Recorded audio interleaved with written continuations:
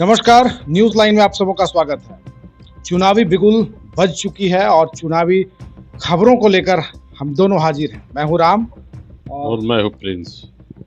जैसा कि news line लगातार चुनाव की खबरों को लेकर हर समय परिपक्व रहता है और सबसे पहले और सबसे ताजा और सबसे सटीक खबर न्यूज लाइन पर ही आपको देखने को मिलेगी। अभी तक आप जैसे नगर निकाय चुनाव को लेकर काफी उहापोह चल रही थी, कई लोग आंदोलन कर रहे थे, कई लोग कई आशंकाएं जता रहे थे, लेकिन और कुछ कुछ छोटी छोटी भ्रांतियां भी आ रही थी। लेकिन अब पिक्चर साफ हो चुका है। कहीं ना कहीं अब सरकार के द्वारा घोषणा कर दी गई है कि चुनाव होना है और उसको लेकर के जो भी वार्ड हैं, जिन वार्डों को कुछ वार्डों को आरक्षित किया गया है, कहीं से महिलाएं लड़ेंगी, कहीं पुरुष वर्ग के लिए है और कहीं सामान्य के लिए है। तो इस प्रकार से वार्ड का पिक्चर साफ हुआ। फिर अध्यक्ष पद को लेकर के जो आशंका थी वह भी अब दूर हो चुकी है और इसको लेकर के मधुपुर नगर परिषद अब BC1 महिला के लिए आरक्षित हो चुका है। और इसी चर्चा को लेकर कि अब कैसे प्रत्याशी चुनावी मैदान में आएंगे, कौन चुनाव लड़ने के लिए सक्षम है, किन्हें चुनाव लड़ना चाहिए, और इसको लेकर जो कई भ्रांतियां शहर में फैल रही है, कई लोग मन में ख्याली पुलाव पका रहे हैं, तो आज उस पुलाव के साथ हम खिचड़ी भी खिलाएंगे, चटनी भी देंगे और लिट्टी चोखा भी, ठंड का मौसम है वो भी मिलेगा।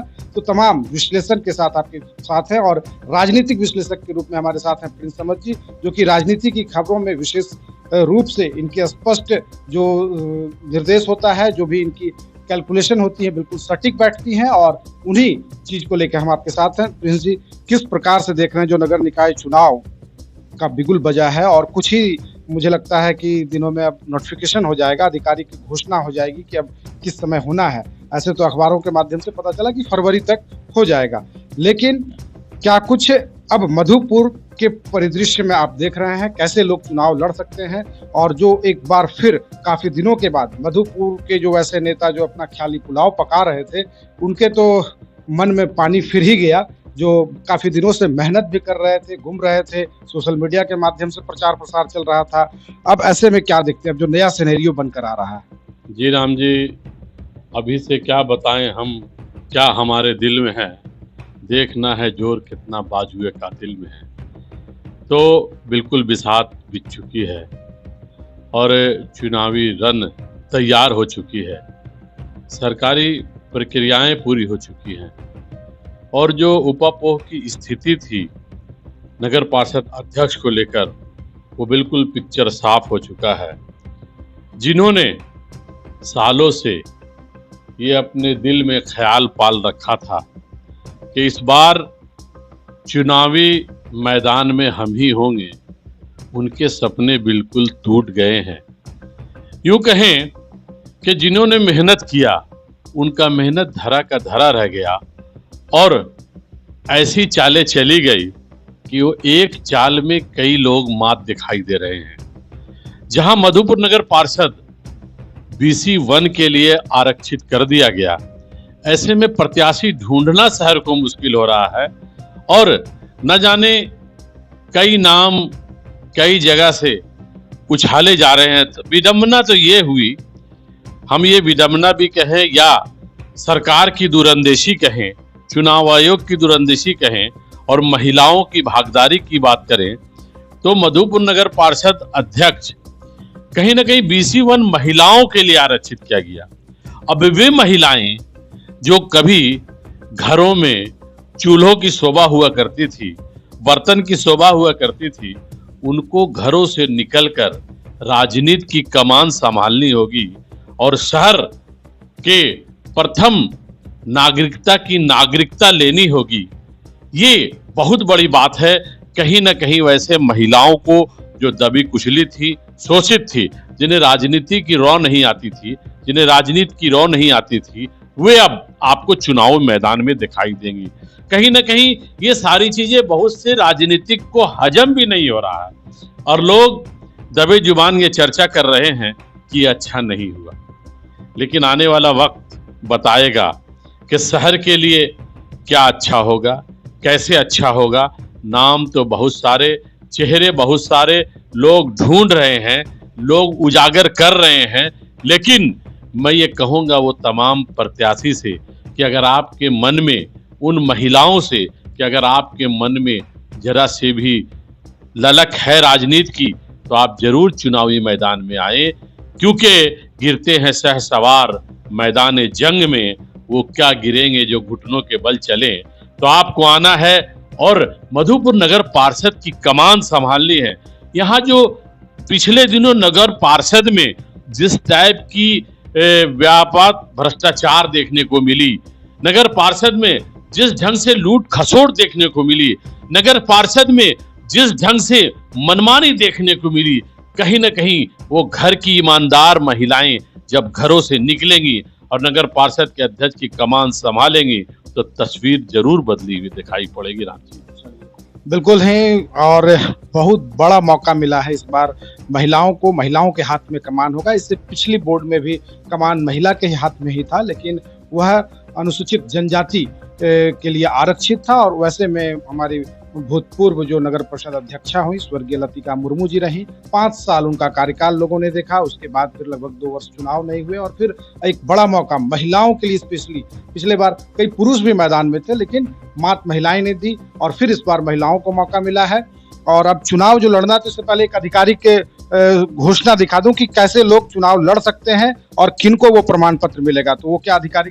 देखिए, ऐसा है कि जो चुनाव लड़ना है, सबसे पहले जो आरक्षण तय की गई है BC1 की, तो BC1 का जो आरक्षण तय किया गया है उसमें साफ साफ है कि अगर आपको चुनाव लड़ना है तो आपको सबसे पहली बात कि झारखंड की नागरिकता आपको होनी चाहिए, आप झारखंड के होने चाहिए, नंबर 1। नंबर दूसरी बात कि आपके खतियान में, जो आपका खतियान है उस खतियान में जाति अंकित होनी चाहिए। अगर आपके खतियान नहीं है और आप चुनाव लड़ना चाहते हैं तो आपको अपना डीड, जो आपका डीड होगा वो 1978 से पूर्व की होनी चाहिए और उसमें जाति अंकित होना चाहिए।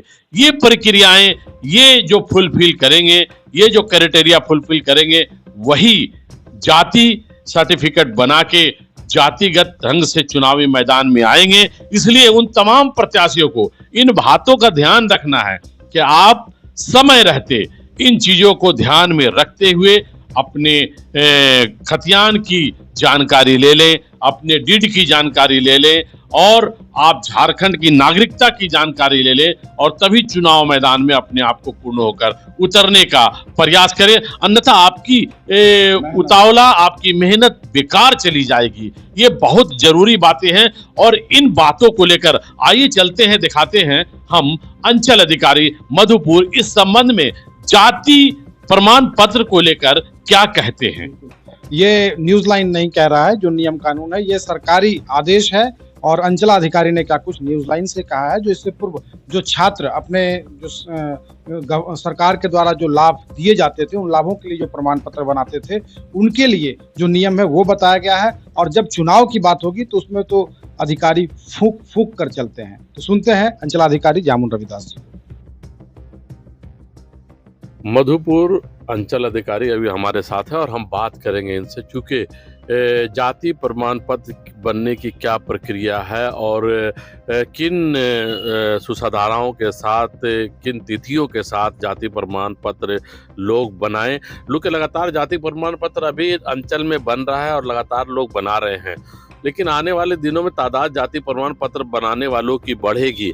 ऐसे में सिर्फ मुझे ये जानना है कि उनकी प्रक्रिया क्या है और कैसे जाति क्या लोग जाति कैसे बनाएं। तो हमारे साथ अंचल अधिकारी जामुन रविदास जी हैं। सर, आपका स्वागत है हमारे चैनल न्यूज लाइन में। चलिए, बहुत बहुत मनोज धन्यवाद आपको। ऐसा है कि जाति प्रमाण पत्र बनाने के लिए हम लोग मेनली रूप से खतियान का अवलोकन करते हैं। खतियान में जिस जाति के वो रहते हैं और वो वंशावली बनाते हैं, उस वंशावली के आधार पर वो जिस जाति के हैं वह जो खतियान निर्धारित करती है, उसके आधार पर उसको जाति प्रमाण पत्र निर्गत करते हैं। दूसरी तरफ से सरकार के द्वारा एक संकल्प हम लोगों को जो है दिया गया है। सरकार के संकल्प के अनुसार 10/11/1978 के 78 का यदि उनके पास 1978 का यदि यदि दस्तावेज है, उस दस्तावेज के आधार पर भी हम लोग जो है जाति प्रमाण पत्र निर्गत करते हैं। यदि 1978 के पूर्व में वो निवास करते आ रहे हैं झारखंड के भौगोलिक सीमा में और उसके पास प्रमाण पत्र है, उन जाति डिफाइन है, तो उसका सहारा लेकर के हम लोग कैंडिडेट को जाति प्रमाण पत्र बनाते हैं। तो अगर जिनके पास खतियान नहीं है और उनके पास 78 का डीड है तो वैसे लोगों का बनेगा? जी, 1978 के पूर्व निवास कर रहे हो या फिर उनके पास खतियान है और विकट परिस्थिति में यदि वो यहाँ पर निवास कर रहे हों और वह दूर दूर तक कोई उसका दस्तावेज नहीं है, तो फिर हम लोग स्थानीय जांच के आधार पर भी हम लोग उस पर निर्णय लेते हैं संतुष्ट होकर के कि यह किस जाति के हैं, उसका हम लोग मैंने जो है जांच पड़ताल करते हैं। गहनता से जांच करने के उपरांत यदि दूर दूर तक उसका कहीं भी कोई लोग नहीं है, कहीं से वो निवास नहीं कर पा रहे हैं, एटेंडम यहाँ पर आकर के वह विगत वर्षों से मैंने जो है रह रहे हैं झारखंड के बाहर और वह झारखंड के बाहर हैं, तो फिर हम लोग उसको डिसाइड करते हैं कि स्थानीय जांच के आधार पर, लोकेलिटी के आधार पर, वह विकट विशेष परिस्थिति में स्थानीय जांच के आधार पर भी यह निर्गत किया जाता है। तो मूल रूप से दो चीजें सामने आई। एक तो खतियान बहुत महत्वपूर्ण है। खतियान में अगर आपका नाम दर्ज है, उसमें जाति दर्ज है, तो बड़ी आसानी से आपके जाति सर्टिफिकेट बन जाएंगे। और दूसरी जो 1978 के पूर्व अगर आपके डीड में आपका जाति अंकित है तो वैसे भी आपके जाति प्रमाण पत्र बन जाएंगे। लेकिन अगर वो दोनों चीज़ों पर आपके नाम अंकित नहीं है तो कहीं ना कहीं अधिकारी को दुश्वारी होगी और कहीं ना कहीं बनाने में कठिनाई होगी और गहन जांच पड़ताल का विषय है। उसमें पूरी जांच करनी होगी कि आखिर आपका ओरिजिन कहाँ से है, कहाँ से है और कब से आप निवास कर रहे हैं। इन सारी चीज़ें एक लंबी प्रक्रिया है और लंबी प्रक्रिया के बाद आपकी बन भी सकती है और नहीं भी बन सकती है। दोनों चीज़ें सामने आई। अब सवाल ये खड़ा होता है कि आने वाले दिनों में जब लोगों की कतार लगेगी जाति प्रमाण पत्र को लेकर, तो ये दो चीजों को लेकर आना महत्वपूर्ण है, एक खतियान और दूसरा 1978 के पूर्व की डीड। मैं अपने सहयोगी रामचंद्र झा के साथ Prince Ahmad, news line Madhupur. तो ये तो आपने सुना जामुन रविदास जी का बयान। साफ साफ स्पष्ट शब्दों में उन्होंने कहा कि 1978 से पहले का डीड होना चाहिए, खतियानी होना चाहिए और झारखंड का निवासी होना चाहिए, वही जाति प्रमाण पत्र के लिए हकदार होता है, BC 1 के हकदार होंगे और वही चुनाव। फिर चुनाव के बारे में तो उन्होंने चर्चा नहीं की, लेकिन कमोबेश स्थिति यही बनेगी जब आगे की मीटिंग होगी। मीटिंग के बाद जो आदेश मिलेगा, जब RO का प्रभार मिलेगा, उसके बाद फिर ये तमाम प्रक्रियाएं शुरू होंगी। देखिए, ये कहना ये है कि चुनाव की घोषणा बस 2-4 दिनों में हो जाएगी, मुझे ऐसा लगता है। और न्यूज लाइन लगातार चुनाव को लेकर हमेशा तत्पर रहा है और पहले खबर दिखाने का प्रयास किया। हमने आज से सप्ताह भर पहले, जब BC 1 की बात बाद में आई, हमने उससे सप्ताह भर पहले अपने चैनल में न्यूज लाइन के माध्यम से ये कह दिया था, चाहे तो वो BC 1 होगा या दलित होगा, लेकिन जो अनुमान हमने लगाया था वो सटीक अनुमान था और BC 1 लास्ट में आपको देखने को मिला कि BC 1 यहाँ के लिए आरक्षित कर दिया गया। अब सवाल ये है कि इस चुनाव में जो भी प्रत्याशी हैं या जो प्रत्याशी बनना चाहते हैं या जो लोग प्रत्याशी की दौड़ में हैं, उन्हें इन सब बातों का ख्याल रखते हुए और आपको अपने मजबूती से इस चुनाव में आइए। देखिए, कहना तो ये चाहेंगे, न्यूज लाइन ये अपील करेगी खास करके कि चुनाव की घोषणा के साथ आप, शहर की बात है, शहर के विकास की बात है, शहर को सजाने संवारने की बात है, शहर को मजबूत, और कई इससे पहले चुनाव में कई वायदे किए गए, जहां ड्रेनेज सिस्टम की बात की गई, जहां नगर भवन की बात की गई, जहां शहर को सजाने संवारने की बात की गई, जहां साफ सफाई की बात की गई। हम देखेंगे कि साफ सफाई तो बहुत कुछ हद तक अच्छा रहा, लेकिन बाकी चीजों में शहर को अगर हम अंक देंगे तो वो अंक कहीं से भी अगर 100 में 10 दे पाए तो बहुत है, क्योंकि शहर को जो सजाने और संवारने का जिम्मा पार्षदों के कांधे पे था, अध्यक्ष और उपाध्यक्ष के कांधों पे था, वो कहीं से भी दिखाई नहीं पड़ा। राम जी, बिल्कुल। बात करें पिछले बोर्ड की, तो मैंने जहां तक देखा अभी तक, पिछले बोर्ड में सिर्फ स्टॉल का बंटवारा हुआ, अवैध जमीन पर कब्जा हुआ और ऐसे में ही लूट खसोट सिर्फ हुए हैं। अगर काम की बात की जाए, सड़कों की, नालियों की, तो मैं देख रहा हूं अभी कुछ दिन पहले से जो अभी नई सरकार का गठन हुआ है, तो स्थानीय विधायक और हमारे सूबे के मंत्री जी के द्वारा लगातार कालीकृत सड़कें, हर गली मोहल्लों, जो जिम्मेवारी नगर परिषद की थी उस जिम्मेवारी को एक विधायक ने निभाया। न कि यहाँ के नगर परिषद के किसी भी वार्ड पार्षदों ने उस जिम्मेवारी को निभाया, न कि बोर्ड के अध्यक्ष उपाध्यक्ष ने इस जिम्मेवारी को निभाया। बिल्कुल ही ये कहीं ना कहीं जो जिम्मेवारी नगर परिषद की बनती है उसमें वे फेल साबित हुए हैं। हाँ, बिल्कुल सही बात है। चूंकि जब माननीय विधायक हमारे मधुपुर के विधायक हफीजुल हसन अंसारी जब नगर विकास मंत्री बने तो उन्होंने एक सोच रखी, एक विजन रखी और उस विजन के तहत उन्होंने जिस ढंग से मधुपुर की सड़कों को सजाया, मधुपुर के सड़कों को कालीकरण किया, गली मोहल्ले तक सड़कें बनाई गई, उनकी सोच पानी, बिजली और सड़क को लेकर थी, वो लगभग धरातल पे दिखाई पड़ रही है। और निश्चित रूप से जो विकास हुआ है उसकी बात तो हम जरूर करेंगे, लेकिन नगर पार्षद कहीं न कहीं अपनी जिम्मेवारियों से हाथ धोता हुआ दिखाई पड़ा। अगर मंत्री हमारे नहीं होते, हमारे शहर के विधायक अगर नगर विकास मंत्री नहीं होते तो आज ये काम भी आपको दिखाई नहीं पड़ती। खास करके हम लोगों ने नगर भवन की मांग की थी। आज बहुत ही अच्छा नगर भवन मधुपुर के नगर पार्षद में बन भी रहा है और हमको लगता है कि 2-4 महीना में वो तैयार भी हो जाएगा।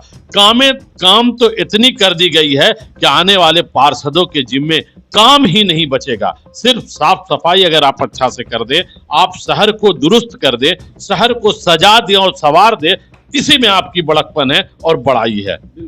अगर बात की जाए आधिकारिक तौर पर, अगर मान लीजिए बोर्ड नहीं था 2 वर्षों से, बिना बोर्ड के काम भी होना था, तो एक समय बोर्ड रहते हुए भी जो प्रशासक थे, मैं विगत निवर्तमान एसडीओ सह कार्यपालक पदाधिकारी एनके लाल जी की बात करूंगा कि वो जब तक रहे तो शहर में वैसी स्वच्छता उन्होंने बहाल की जो इसको लेकर के मधुपुर को पूरे भारत में दूसरा स्थान का अवार्ड मिला, जो कि राष्ट्रपति के हाथों दिया गया। ये बहुत बड़ी गर्व की बात रही। तो एक प्रशासक भी अगर चाह ले तो वो शहर को सुसज्जित कर सकता है। और अभी जो मैं स्थिति देख रहा हूँ, वर्तमान में जो सफाई की स्थिति है, जगह जगह नालियां बजबजा रही है, कूड़े पड़े हुए हैं, कोई देखने वाला नहीं है। लेकिन विगत 6 माह पूर्व सफाई भी ठीक था, कमोबेश रात में 3 बजे तक नगर परिषद के कर्मी साफ सफाई करते थे। लेकिन अब लगता है रात्रि सफाई अभियान भी अब सिर्फ खाना पूर्ति हो रही है। दिन में जो चलता था ट्रॉली वाला सिस्टम वह भी लगभग खत्म कागार पर है।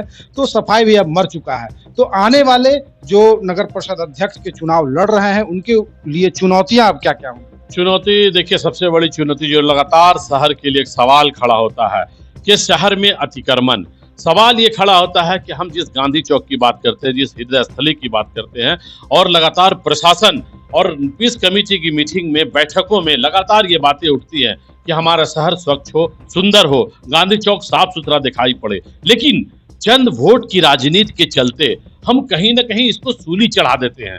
हम आंख मूंद लेते हैं, ये देखते हैं कि हमारे वोटर हैं और हम इनको तंग न करें। अगर यही सोच आने वाले दिनों में भी अगर पार्षदों की रहेगी, अध्यक्ष की रहेगी, तो निश्चित रूप से हमारा शहर धरातल की ओर चला जाएगा। लेकिन मैं ये कहना चाहूंगा कि अगर आपको राजनीति से आने वाले जो दौर है और चुनाव में जो महिलाएं जीत के आएंगी, उनको पॉलिटिक्स से कोई मतलब नहीं, वो घर की महिलाएं आएंगी। और घर की महिलाएं जिस ढंग से अपने घरों के चूल्हों को साफ रखती हैं, अपने घरों के किचन को साफ रखती हैं और घर को चमकाने का काम करती हैं, उसी तरह उनसे ये उम्मीद है कि वो शहर को उसी तरह चमकाएं। शहर मेरा सुंदर दिखे, शहर मेरा स्वच्छ दिखे, शहर में पानी दिखे, शहर में बिजली दिखे, शहर में साफ सफाई दिखे, शहर में ड्रेनेज सिस्टम दिखे और बड़े जो काम है शहर के लिए वो योजना धरातल पर उतरे। तभी लगेगा कि मधुपुर का सपना और सरकार ने जो महिलाओं के कांधों पर बोझ देने का जो सपना देखा है वो शहर के लिए साकार हो रहा है। बिल्कुल। अब बात करेंगे थोड़े से वार्ड पार्षदों के कार्य क्रियाकलाप पर आते हैं कि 23 वार्ड हैं, 23 वार्डों में भी चेंजिंग बहुत सारे हुए हैं और लगभग अगर पुरुष कहीं थे तो अब महिलाएं लड़ेंगी। तो कमोबेश जो पुराने हैं वो तो फिर चुनावी मैदान में उतरेंगे ही। तो क्या लगता है वो 23 में कितने लोग वापस आ सकते हैं? और देखिए, कुछ लोगों को तो चुनाव आयोग की जो घोषणा हुई 50% आरक्षण और महिलाओं के लिए आरक्षित कर दिया गया, कहीं BC1 के लिए, कहीं BC2 के लिए, कहीं महिलाओं के लिए। ऐसे में पुराने कई लोग तो स्वतः छट चुके हैं, चाहे ऊपर वाले की मार कहिए या उनकी कारगुजारी कहिए, चाहे जो भी कहिए, वो छट चुके हैं पुराने लोग। अब बचे हुए जो लोग हैं, जो लोग कहीं ना कहीं से बच गए हैं और दोबारा उनको मौका मिला है, तो ये मौका आपके लिए एक सुनहरा मौका है। आप अपने धुए हुए दाग, आपके आपके ऊपर जो कांधों पर जो जिम्मेवारी और बोझ थी, जिसको आपने नहीं उतारा, इस बार आपको अगर मौका मिला तो आप जरूर उसको उतारे। ऐसा लगता है कि जनता भी इस बार लगभग बदलाव के मूड में शहर में दिखाई दे रही है, क्योंकि जिस ढंग से आवास योजना में जो घोटाला हुआ, आवास योजना में भारी घोटाला हुआ और एक पार्षदों ने आवास योजना में महिलाओं के साथ, लोग गरीबों के साथ जिस ढंग से पैसे की लेन देन की है, ये भी एक चर्चा का विषय है।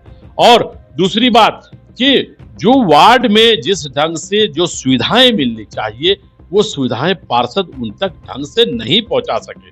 भले वो अपनी लंबी लंबी बातें कर लें दूसरे के बदौलत, लेकिन हकीकत यही है कि आपके ऊपर जो जिम्मेवारी थी, आपने उसे पूरा नहीं किया। निश्चित रूप से जनता हर वार्ड में इस बार बदलाव के मूड में दिखाई दे रही है। और कहीं ना कहीं अगर पार्षद अभी भी नहीं चेते, जिन्होंने अपने वार्ड में बहुत अच्छा काम किया है, उनके लिए कोई दिक्कत नहीं है, लेकिन जिन्होंने अपने ऊपर बदनामी ली है, जिन्होंने काम से अपने आप को भगा के रखा है, जो कतराते रहे हैं, उनके लिए इस बार बदलाव, निश्चित रूप से बदलाव के संकेत दिखाई पड़ रहे हैं, क्योंकि जनता जागरूक है, जनता बदलाव के मूड में है और ये बदलाव कहीं ना कहीं इस बार मधुपुर नगर पार्षद में बिल्कुल देखने को मिलेगा। तो हम अभी किसी भी प्रत्याशी के नामों की घोषणा नहीं कर रहे हैं कि कौन प्रत्याशी चुनावी मैदान में आएंगे, कौन तैयार हैं, कौन तैयारी कर रहे हैं। पहले आप अपने कागजात को दुरुस्त कर लीजिए, पेपर वर्क आप पहले पूरा कर लीजिए, तब आप अपने नामों की घोषणा कीजिए। मैं तो देख रहा हूं जब से सूची जारी हुई है उसके बाद से सभी अपने आप को प्रत्याशी घोषित कर रहे हैं। ऐसा ना हो कि मन में लड्डू फूटता रह जाए और आपका पेपर जो है वो फेल हो जाए। तो आप पेपर को दुरुस्त कीजिए, उसके बाद फिर अपने आप को प्रत्याशी घोषित कीजिए, तब मैं जाकर के फाइनल प्रत्याशी के नामों की घोषणा करूंगा और फिर बारी बारी से सभी प्रत्याशियों से भी भेंट कराऊंगा। और न्यूज लाइन की मुहिम अब हर वार्ड में चलेगी, हर वार्ड पहुंचेंगे हम और वार्ड का विश्लेषण करेंगे। वार्ड में इतने दिनों तक वहां के जो अभी निवर्तमान वार्ड पार्षद हैं उन्होंने क्या किया और जो वर्तमान के जो खड़े होंगे वो क्या करेंगे, ये सभी चर्चाएं चलेंगी। और कुछ खास हम ये एक बात ये कहना चाहूंगा कि आप देख रहे हैं कि बहुत सारे वार्ड पार्षद, कुछ पार्षद हैं जो पार्षद अभी हैं, पुनः पार्षद के लिए भी लड़ रहे हैं और वो चेयरमैन के दावेदारी भी कर रहे हैं। ऐसे में कभी दो नाव पे सवार न हो। न्यूज लाइन की अपील है कि आप अपने वार्ड को दुरुस्त करें, क्योंकि जनता जो है, मतदाता जो है, आप अगर दो जगह से आएंगे तो मतदाता ये सोचेगी कि फिर एक जगह चुनाव में हम क्यों जाएं। और मतदाता के मन में अगर ये सवाल आ जाएगा कि हमको फिर पुनः उस वार्ड में चुनाव में जाना होगा, तो कहीं ना कहीं आपको दोनों जगह से खामियाजा भी भुगतना पड़ सकता है। इसलिए मेरे एक अनुरोध है वैसे पार्षदों से, चाहे तो आप सिर्फ नगर पार्षद अध्यक्ष का ही चुनाव लड़ें या फिर आप पार्षद का ही चुनाव लड़ें, ये महज हमारी सलाह है वैसे पार्षदों से जो दो नाव पर सवार होना चाहते हैं और दो नाव पर सवार होकर अपने वार्ड को दोबारा चुनाव की तरफ ले जाने की प्रयास करेंगे। ये किसी भी तरह से उचित नहीं होगा। इसलिए जनता हर बातों को समझ रही है, जान रही है, समय रहते इस पर भी आप विचार कर लें। अभी समय है, चुनावी घोषणा बाकी है, अधिसूचना बाकी है। इससे पहले आप अपने मिजाज को दुरुस्त कर लें, अपने वार्ड को दुरुस्त कर लें, तभी आप आने वाले दिनों में सफल हो पाएंगे। यानी कि अपने आप को 30 मार खान नहीं समझे। हाँ, तो साफ तौर पर यही बात है कि आप एक चीज पर लड़ें और वहाँ फोकस करें। अगर चेयरमैन लड़ना है तो उसी में फोकस करें, वार्ड को छोड़ दें। वार्ड लड़ना है तो चेयरमैनशिप को छोड़ दें। तो यही हमारी अपील और एक छोटा सा मुहिम आप सबों के बीच, और जो भी मतदाता मालिक हैं आप सबों से यही अपील है कि आप मतदान करें, लेकिन सोच समझकर ऐसे प्रत्याशी को चुनें जो आपके हित के लिए, आपकी सुरक्षा के लिए, आपकी आवाज के लिए, आपकी व्यवस्था को सुदृढ़ बनाने के लिए मैदान में उतरे। वैसे प्रत्याशी को चुनकर नगर परिषद भेजें। धन्यवाद। बहुत बहुत धन्यवाद। स्वागत करता है। हम लाए हैं tiles, granite, sanitary ware, faucets, vanity set और किचन सिंक के प्रीमियम डिजाइन, सब एक ही छत के नीचे, इंपोर्टेड और प्रीमियम क्वालिटी के साथ। टाइल्स, ग्रेनाइट के एलिगेंट डिजाइन और सैनिटरी वेयर के मॉडर्न ऑप्शंस के साथ हम आपके घर को देते हैं एक नया रूप। शुभ निर्माण मधुपुर में आज ही विजिट करें।